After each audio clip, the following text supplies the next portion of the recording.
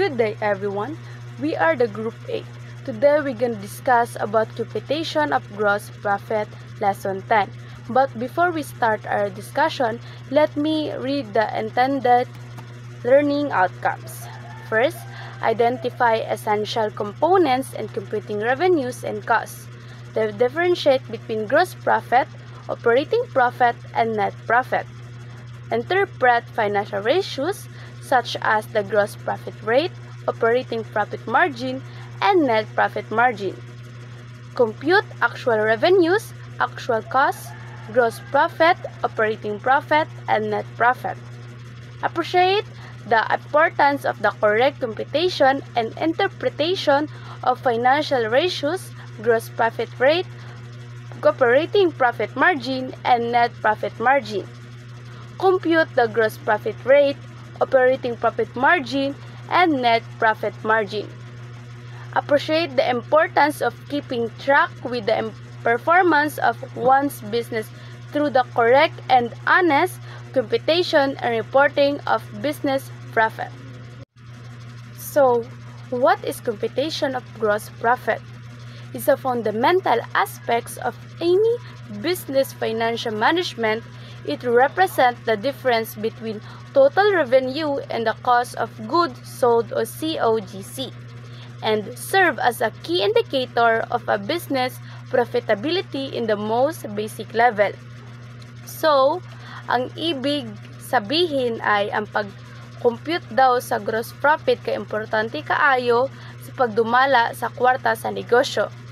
Pares ra na sa pagkuha sa diferensya between sa total nga kita o total revenue og sa baligya or COGC o cost of goods sold. Key indicator siya kung unsa ka profitable ang imong negosyo sa pinaka-basic nga level. Buot pasabot kung pila ang nabilin sa nga kwarta pagkahuman nimo bayaran ang mga gasto sa imong baligya. And now, let's proceed to monitoring gross profit.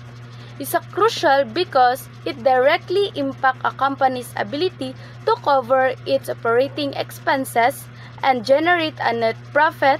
It also provides valuable insights into pricing strategies, cost control efforts, and overall financial health. By regularly calculating and analyzing gross profit, businesses can make informed decisions about their product pricing, production efficiency, and resources allocation, ultimately contributing to their success and sustainability.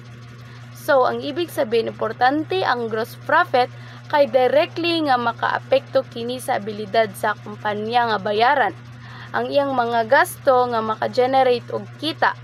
Naghatag pug kini og valuable na insight sa pricing, cost control, and financial health. Pinaagi sa regular nga pag-calculate o pag-analyze sa gross profit, ang mga negosyo makahimo og informed decision may tungod sa presyo sa produkto, production efficiency, o source allocation nga makatabang sa ilang success o sustainability. What is revenue of the business? This is an important tool and material needed in the operation of the businesses. It is said that revenue is the result when sales exceed the cost to produce or manufacture goods, merchandise, as well as costs incurred in selling. So, ibig sabihin, ang revenue daw o kita mao ang resulta sa negosyo kung halin sa mga produkto o serbisyo mas taas pa kaysa sa gasto sa paghimo o pagmanufacture sa mga produkto. Og ang mga gasto sa pagbaligya kini nga kita mao ang maghatag og resulta sa negosyo kung asa ang kita mas labaw pa sa mga gasto nga gigugol aron makabot ang baligya or ma-achieve kato nga baligya. What is forecasting? It advanced information that could help us prepare and get ready for any incoming event. Forecasting is the tool used in planning that aims to support management or a business owner is desired to adjust and cope uncertainties of the future. If anyone can predict the weekend be reached, so it means all of it will be reached. This fantasy is played means all of it will be reached. Out every day in boardrooms across the globe with the practice of business forecast, forecasting. Forecasting. And pasabutan ni guys, kuan guys, ang forecasting ay proseso ng paghahanda, pagpaplano gamit ang gamit.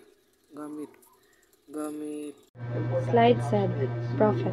Profit is the gross income. The amount of gross profit provide information to the entrepreneur about revenue earned from sale. So, sa profit is makita nga nagahatag sad og information sa isa ka negosyante patungkol sa kita nga gikan sa iyahang kanang benta. Cost. Cost refers to the purchase price of the product including the total outlay required in producing it. So, mao ni siya ang mga gasto sa presyo sa kanang pagpalit og mga product ug mao pod ni siya ang gasto sa kinahanglan sa pagbuhat. So, the gross profit margin is computed as follows. So, the gross profit rate is mao ni siya to gross profit divided by net sale times 100. So the gross profit rate measured the percentage of gross profit to sale, indicating the profit that the business realized from the sale of the product. So mao ni siya to ang gross profit rate equals to gross profit divided by net sale times 100. Okay. Na ang halaga ng margin sa mga benta ay 21.39%. Gigamit ang rate upang matukoy kung ang halaga ng kabuuang kita ay maaaring masakop sa pagpapatakbo ng negosyo dahil sa kabuuang kita ng rate ay 21.39%. Ang iyang gasto sa iyang benta kay nahimo og 78.61%. So ang impormasyon na katabang sa isa ka negosyante kay ang iyang pagpapataas og presyo kay wala man siya ka-kompetensya so okay ra siya mo taas o mababa ang iyang presyo. So ang gross profit rate is makatabang po siya sa isa ka entrepreneur na itakda ang presyo sa pagbenta ng negosyo. The gross profit rate on the product is computed as so monitor na net sale, cost of sale o gross profit. So diri is net sale after subtracting return and discount. Cost of sale, also known as the cost of goods sold, represent the direct cost attributable to the production of the acquisition of goods that the company sells. Gross profit. Profit after subtracting COGS from net sale. So example, by using the formula, the gross of XYZ trading in the year 2017 is as follows. So, ang net sale niya is 734,000. Ang iyang cost sale is 577,000. Tapos, ang cost profit niya is 157,000. So, diri is kana. Ang gross profit equals to net sale minus cost of sale. Slide 9. The gross profit rate may signal to the entrepreneur that the amount of margin on sale is 21.39%. This rate will be used to determine whether the amount of gross profit can cover the operating of the business. Since the gross profit rate of XYZ trading is 21.39%, the cost ratio to sale will be 78.61%. This information will help the entrepreneur in assessing whether the cost is too high or too low. Any product with a very high cost will not become competitive in the market. The gross profit rate will also help the entrepreneur set the selling price. The income statement is the net profit margin, and the third level is in the revenue. The business is only given consideration like interest, expenses, and income tax. Operating profit margin 67,000 and less income tax 20,000. Net profit margin for 46,900. So the income statement of XYZ Trading does not reflect any data on interest expenses. Only income tax has been deducted from the operating profit margin. Operating profit margin rate 67,000 and 734,000. The operating profit margin rate is 9.13%. The operating profit margin of the business measures the percentage of the profit available after deducting the cost of sales and operating expenses of the business. A higher operating profit margin is favorable to the business. In case there are no financing charges like interest, expenses, and income tax, the amount of the operating profit margin is equal to the net income. Gross profit 157,000 and operating expenses is 90,000. So 157 minus 90 is 67,000. So the operating profit margin is 67,000. So this information states that the business realized an income of 67,000 during the year after deducting the cost and operating expenses from the sales made. Net profit margin rate. Net profit is 46,900 and the net sales is 734,000. Net profit margin rate is 6.36%. XYZ Trading appears to have earned 6.36% of its total sales of 734,000 during the year. This profits rate must be compared with those of other similar business within the industry. Net profit margin rate equals net profit divided net sales. By applying the formula, the profit margin of XYZ, net profit margin rate equals 46,900 divided 734,000. So, ang net profit margin rate is 6.39%. So, ang net profit kay divide sa net sales. So, 46,900 divided 734,000 equals 0.639 or 6.39. XYZ Reading appears to have earned 6.039 of its total of 734,000 during the year. This profit rate must be compared with those of other similar businesses within the industry. This means XYZ Trading earned 6.39% profit from its total sales of 734,000 during the year. For every piso of sales, the company kept on 6.39 as this income after all expenses.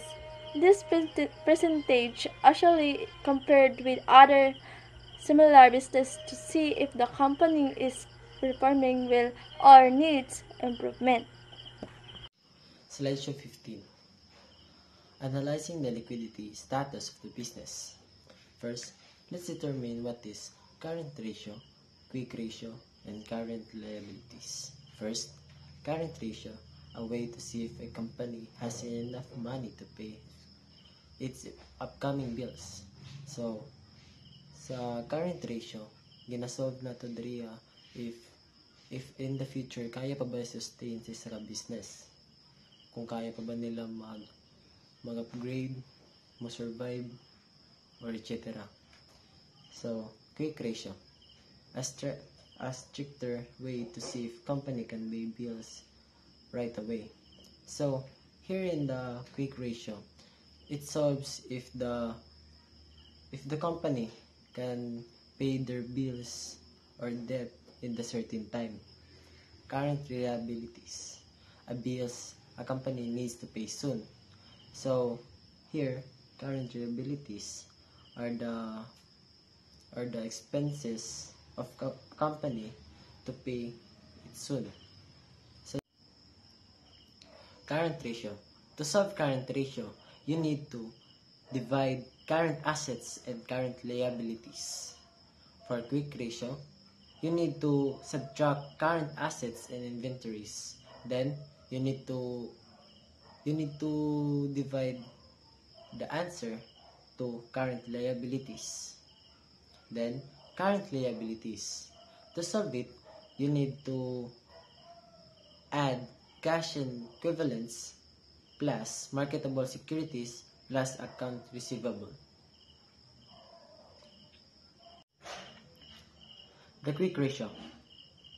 The quick ratio measurements its short-term obligation with its most liquid assets and therefore excludes inventories from its current assets.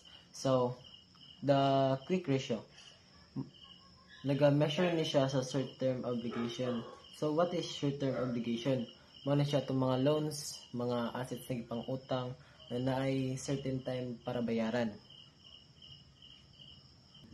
The return of investment, or ROI, measures the amount of net income invested to the business. So, diri na to makita if ang atong gi-invest kay nagatubo ba or wala. To measure our ROI, we have a formula. So, our formula of return of investment kay we divide the net income and average total sales. And last, for slide 16, the average total asset is calculated by dividing the sum of total assets at the beginning of the end of the period. So, dariya, if gusto nimo makita ang average nimo sa imong total assets, kay i-add nimo tanan nimong assets anya i-divide nimo kung pila ka buok bulan ka nagsugod o nahuman. Financial statement are important in company management as a means of communicating past successes as well as future expectations. The financial statement records all the operating results such as sales, expenses, and profit or losses. So diriya sa financial statement, mo na siya itong formal record sa itong expenses activities. Diri na ito makita ang halin, ang mga gipang gastos, etc. And it shows that over 5 years, the business is growing. As a future entrepreneur, one should always remember that nothing is permanent in the field of entrepreneurship.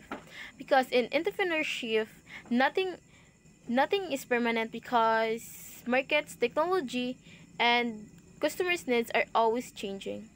Successful entrepreneurs stay flexible and ready to adapt to new opportunities and challenges.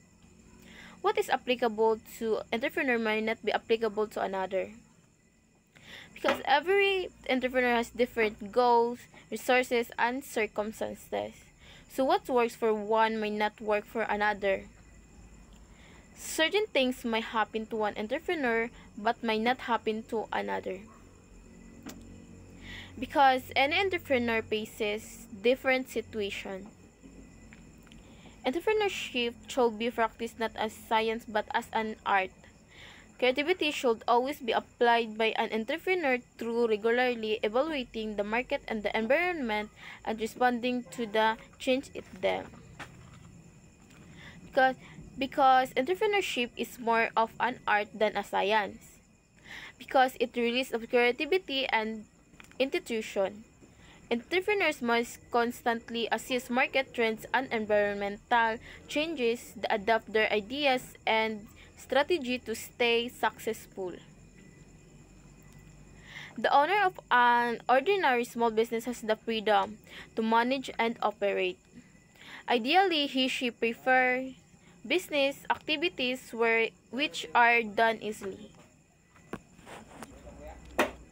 However, the entrepreneur has to perform the entrepreneurial activities correctly regardless of whether they are undertaken easily or not. A small business owner focuses on doing tasks that are easy and manageable, while an entrepreneur must do what's necessary for success even if the tasks are difficult to achieve growth and innovation. The importance of entrepreneurship is that the business activities are performed correctly. Thank you for your time and attention.